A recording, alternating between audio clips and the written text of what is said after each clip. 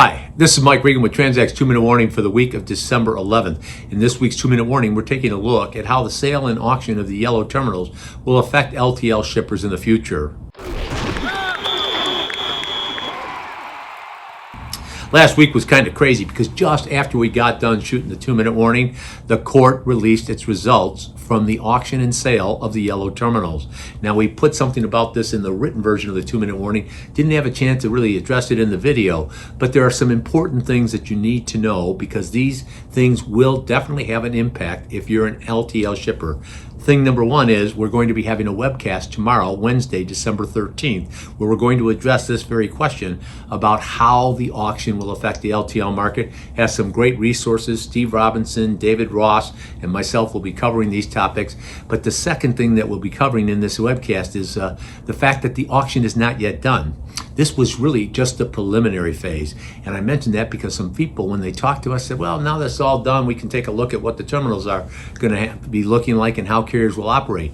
This preliminary phase raised $1.9 billion, but there are some other terminals up for auction, and a lot of people regard these as the crown jewels of the yellow freight system. We have a terminal here in Chicago, we have a terminal near Stockton, California, a terminal in Atlanta, a terminal in New York and New Jersey area, and folks, here's what you also need to understand. The carrier that got the most terminals, that bought the most, paid the most for it, was XPO. They spent over $800 million and bought doors at a value of approximately $230,000. Now, folks, XPO, they're great operators and shrewd operators. Why would they pay $230,000 for a door, an amount that is well above what most experts figured those doors would get? Because they have a plan for the future about where their network is going to be and how it's going to operate.